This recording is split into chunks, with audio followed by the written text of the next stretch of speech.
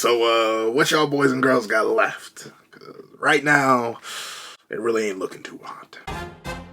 What's up, guys? So here we are to do a nice quick little breakdown and discussion on whether or not there's literally anything left.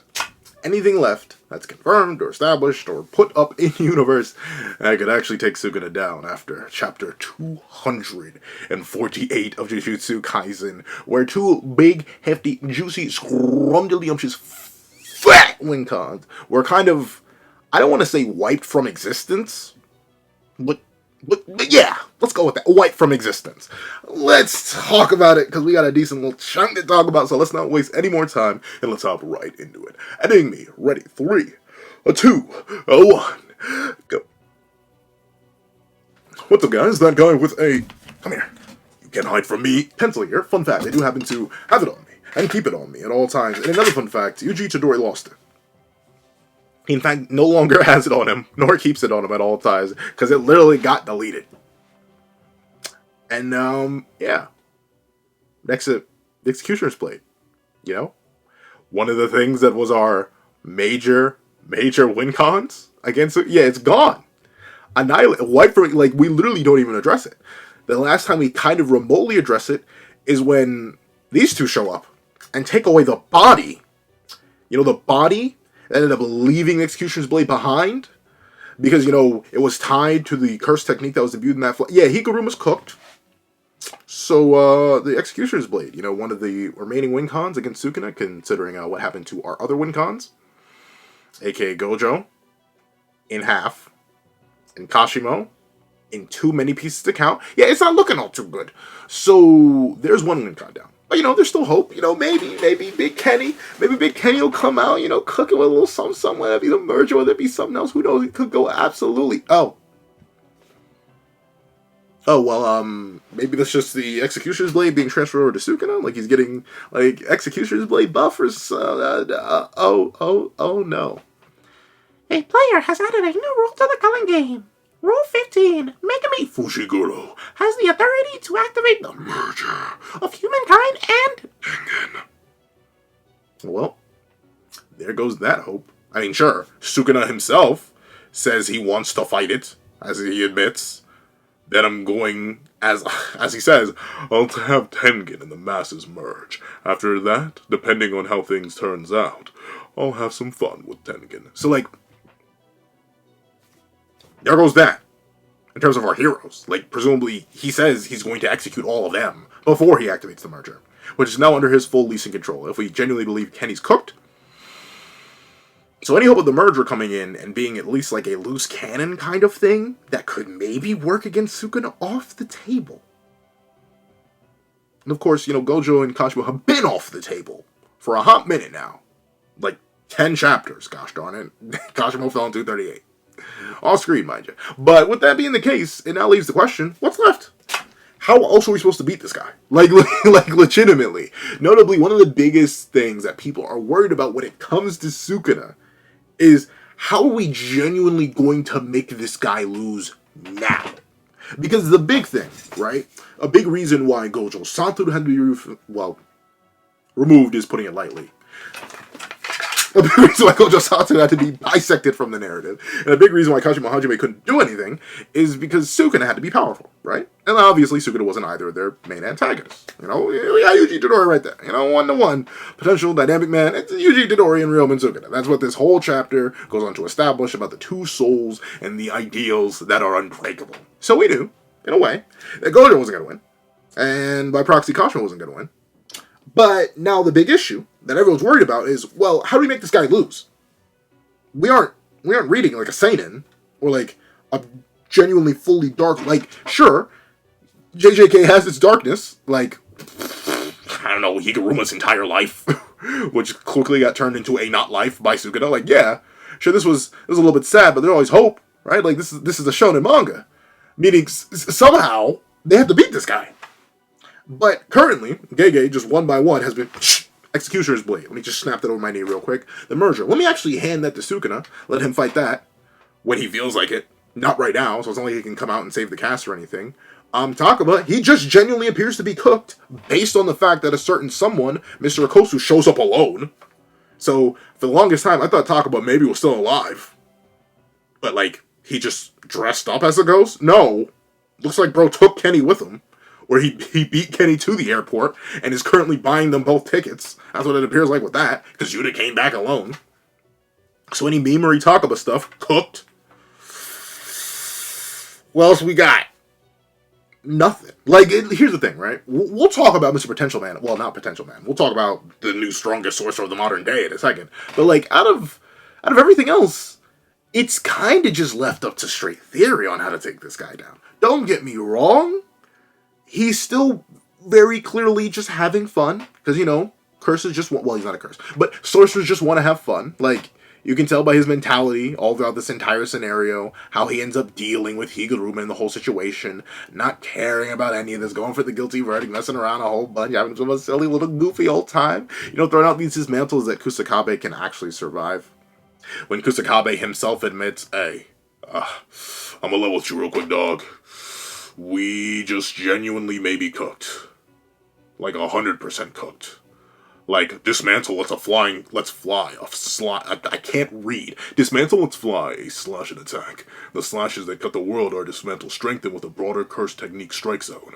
Cleave activates when he touches his opponent, except inside a domain. Cleave, dismantle, release at 0 range, and the slashes that cut the world are impossible to defend using cursed energy reinforcement, domain amplification, or symbol domain.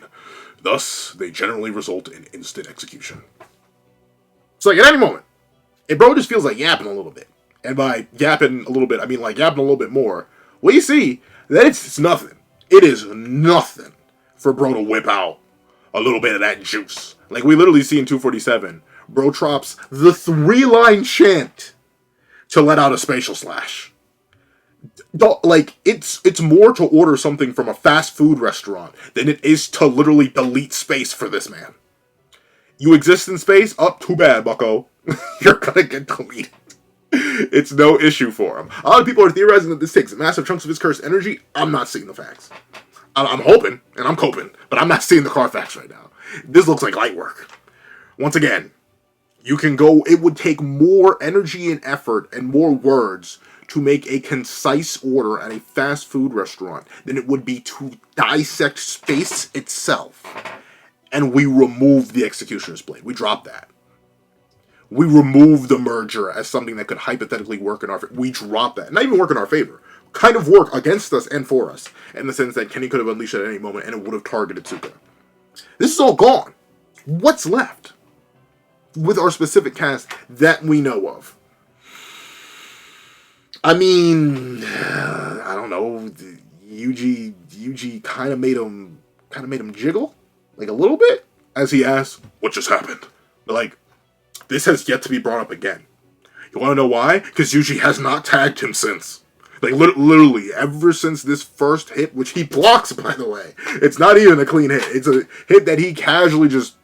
Admittedly, not casually. Bro went 3 hands on it. For what reason? But, like, a hit that he blocked made him jiggle a little bit. And bro has not let himself get hit since. Because he's just that much faster. Once again, like, insane amounts of faster.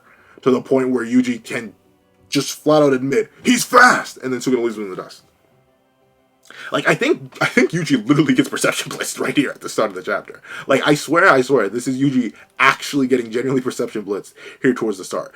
I do like the idea, though, someone brought this up. SUKUNA may have just stepped forward here, which is even more hilarious. Like just straight up, Yuji just whiffed, because SUKUNA was like, dude, really? And it just took 1 step forward, and got a little bit farther away. That would explain, like, the lack of motion, but the insane amount of motion that would have had to happen for Yuji to just straight whiff here.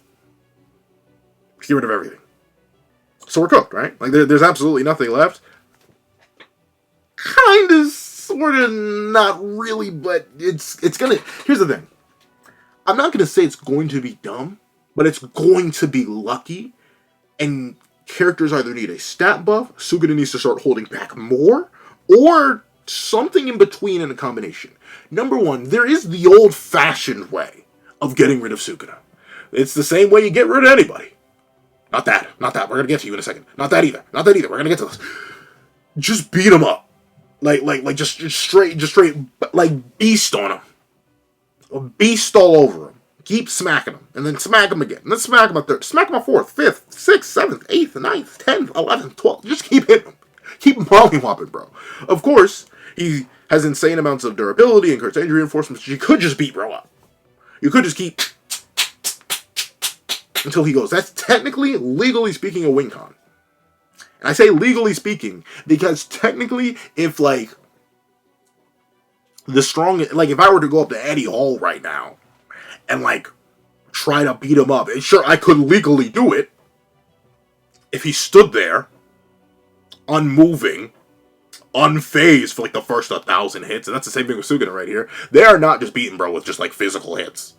Like, once again, outside of the little jiggle, even Yuji Tadori, who, like, in terms of straight physicals, outside of, like, maybe Jackpot Akari and Rika, while unmanifested based on their interaction at the end of 248, or definitely fully manifested, outside of those two, Yuji should be the strongest, and he clearly has a little bit extra on his technique, but it just ain't do nothing. It just made him jiggle a little bit, made him vibrate, made him stagger, but, like, that's it. And once again, need I remind you, this man is not being touched if he doesn't feel like it. So sure, beating him up conventionally is legally still an option. And I'll say it because it exists. Do I think it will no. No. It shouldn't. Like, once again, unless Sukuna is feeling extra playful, bro should not be liable to just get beat up. In no universe. Not at all. Not at all. What's another confirmed thing that could hypothetically drop on Sukuna's head and at least do something to this beast, this monster, this four-armed demon? We'll get to you in a second, Queen of Curses. But, you may be saying, Pencil Man, stop huffing. Stop it. Quit the copium. And to that I say, when she's confirmed to be cooked, I'll stop huffing copium. Yeah, Soul Split Katana is still a thing. And, like, the main thing about Soul Split Katana, with the way that it is a thing, is that while Sukuna's soul is established to be super duper thick, super duper girthy, super duper juicy, to the point where Mahito, the embodiment of human hatred, had no hope to try and stop it or stagger it. Well, no, in terms of, like, Sukuna's soul. Yeah, he had no hope to stop it or stagger it. Like, based on the fact that Soul Split Katana is just Soul Split Katana, and I don't think Genki would just completely invalidate it, this is a viable option. She could just pop out the Shadow Realm and just get to slicing, as the chapter clearly says. The blade that my left was a replica of the cursed tool, Soul Split Katana. It can bypass the toughness of many substances. Oh no, many. You see, back in the day, Itadori, Maki-Zenin, I actually remade myself in a substance that was immune to the bypassing ability of the Soul Split Katana, which I saw used on somebody one time. But it can bypass the toughness of many substances to cut the soul. However, exerting that power fully requires eyes that can observe the souls of inorganic matter. So, like, she could just appear and do this. And, like, we know it's not too crazy, because Maki's one of the few that can and has just straight up walked up on Sukuna while he was distracted with something else and just didn't notice. So if Maki really just rolls up and... Sure, it's not as good as the Executioner's Blade. Like, the thing about the Executioner's Blade that made it so good in the scenario is that it would have presumably just dropped Sukuna. Like, he even believes it to the point where he decides to chop off his own hand. Instead of merely, this is kind of just a flex. He should have just been able to dodge it. Like, if you had enough time to hold your hand up there, reach out with your hand, which is on the opposite side of your body, and do that, you could have just lowered it. But, like, he chopped off his own hand instead of doing the Executioner's Blade. So that's enough of a hint to me that even he's like, you know, I was interested in it. Didn't mean I actually want to test it out myself. So, like, obviously that would have been better because it would be an insta-give, but, like, Maki swings this at bro's head. What's he doing? I don't think he's RCTing from that. He ain't. Heck, I don't even think. I think if you straight, like, remove, if you just straight swing his head off, he's cooked. And it should be possible. Once again, I'm seeing this now. I didn't even realize this. Many substances. I wouldn't be shocked if Sukuna was made out of anti-Soul Split Katana substances. But I'm assuming this is just anything. Duraneg still works. Duraneg definitely still works. Speaking of Duraneg, another thing that kind of falls into the first win con of just beat him up, that is also Duraneg, comes from a certain prince, a certain blessed child, who clashed with RYOMEN Sukuna. Yeah, remember? Yeah. He still has the icebreaker. And let me just say it. Throughout this entire encounter, I need y'all to remember, Yuta, even while Ryu's on the verge of being cooked, never actually does any damage to Ryu with his own regular hits. They clash a bunch, they exchange blows. He never does damage. Not once to Ryu. Unless I'm mistaken. I need to reread the fight again, and I will, because I love Sendai. But, like, he never does damage. The moment a thin icebreaker makes contact with that man's guts, he's spitting up everywhere. Do I have to put a pause on that? I don't think I have to put a pause on that. And we'll keep the tape rolling. But with that being the case, thin icebreakers are still viable. Do I think sky manipulation itself is viable?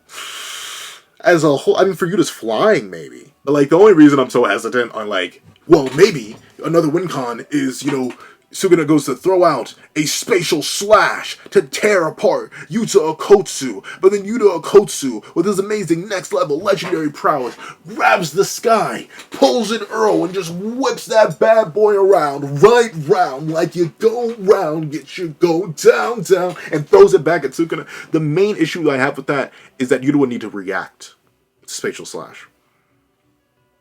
I don't think bro's doing that. I just don't see bro doing that. I don't think it's reacting to spatial slash. If Gojo couldn't react to it, if Kashimo, while warned, couldn't react to it, unless Sukuna very explicitly says, Yuta Okotsu, I am going to use spatial slash on you. Right now.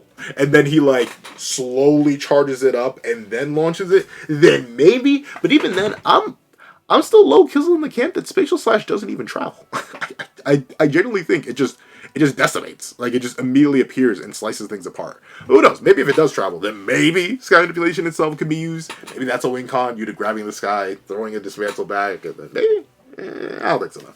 Maybe a regular dismantle, though, if he can perceive it. I just don't think he can, though. Like, maybe one character who I do believe he can perceive it is Yuji Itadori. As Ray Chase once said, you can see it, Mahara! Like, I genuinely do believe Yuji can see it, but he ain't got sky manipulation. Yuta has sky manipulation. The main thing Yuta would be using sky manipulation for is to just thin icebreaker bro's guts. That should do damage. It's Duraneg. And while Sukuna's crazy, I don't think he's Duraneg resistant crazy. It's why I still think Soul Spikatana's a win con.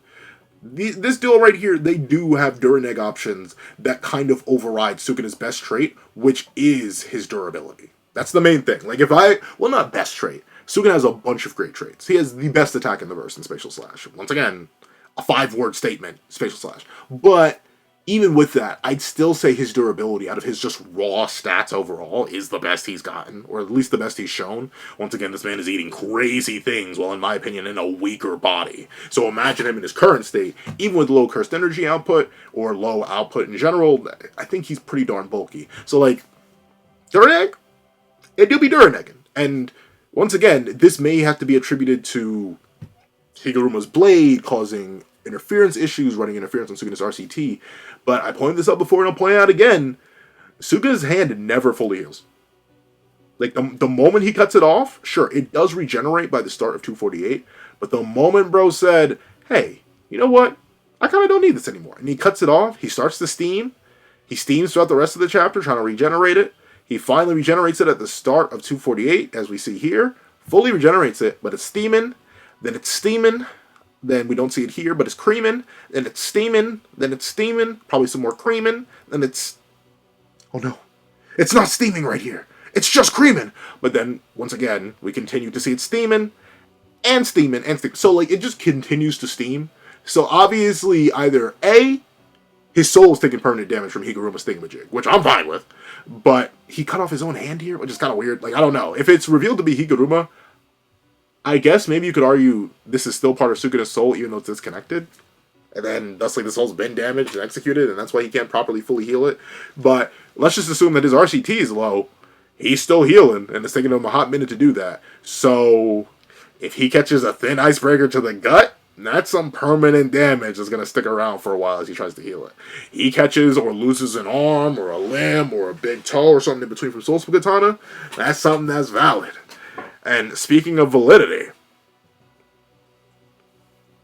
there's something that would hurt. But I don't think it would execute him, but it would hurt. And it's from a character who is still here, despite not really showing up or doing anything but tending Takaba, other than sending Takaba out to a dangerous battle. But yeah, Hana's still here. And remember, Hana's still fully capable of using her maximum technique, or Angel's maximum technique. That's a thing. That's what she did to free Gojo. This right here, of course, Megumi's a lost cause. 100%.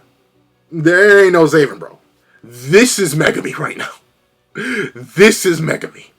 That's Megumi, bro. To the point where the Culling Games acknowledges this ugly thing right here. That's Megumi. Megumi cooked. But you know who isn't? Angel. Hana. She could just drop... Okay, you are screaming. Chill out. But Angel could just drop it on him. And here's the thing. If people play interference, like Maki interference... The only thing is, though, the main interference players would automatically kind of get hard interference out because of, like, you know, one of them being a cursed spirit. But if Hana drops this, Sukuna would have to manually go up there to reach her. Because the thing about Jacob's ladder is that, well, it's a ladder and a solid beam of light that turns off cursed techniques. Meaning Sukuna couldn't just throw a dismantle at her. And if she just stays focused and starts lighting that boy up, could light bro right out of existence. Especially since he's on such low energy right now. He may not be a literal evil spirit, but he could definitely be exercised.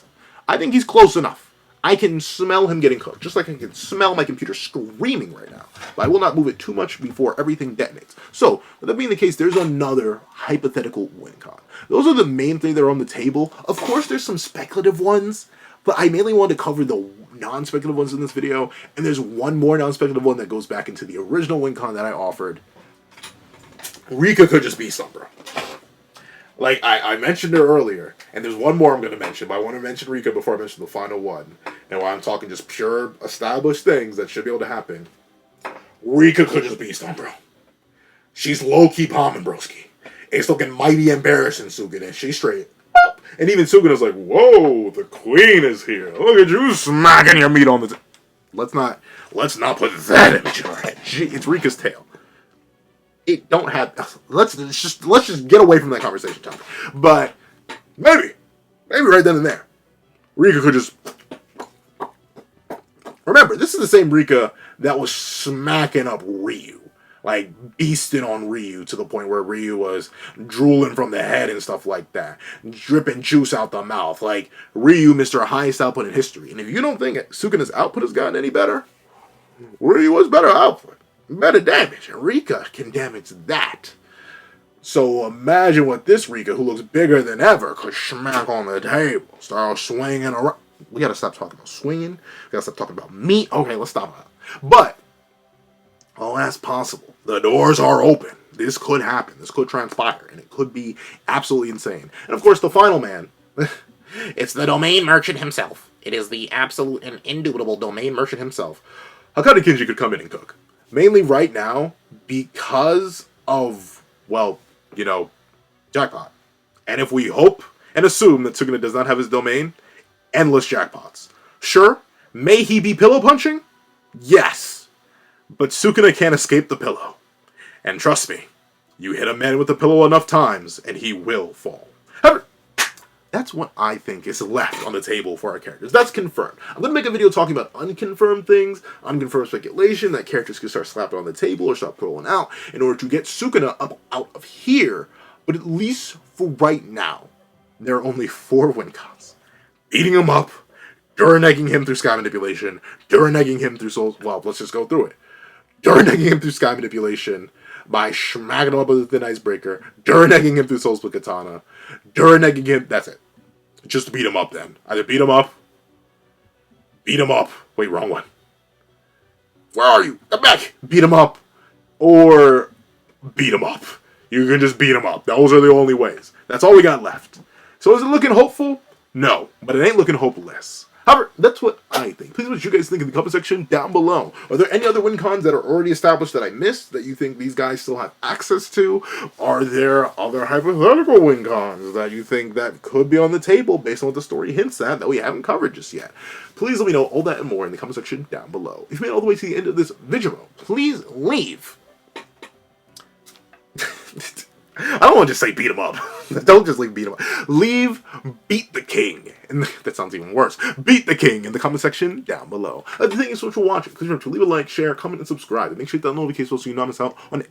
Make sure you hit that little notification bell so you do not miss out on any videos that come to the channel. Also, you happen to have a Patreon down below where you can support me for as low as $1 a month. Get things like exclusive videos, early content, and more. You also now become a member to the channel for as low as $3 a month to get the same perks and more. Some of those perks will include the live reaction to the very next chapter of Jujutsu Kaisen. Also, ad-free variations of all my videos. Now, I thank you so much for watching once again, and I hope you guys have a wonderful day. This is Dagger the Pencil, writing off.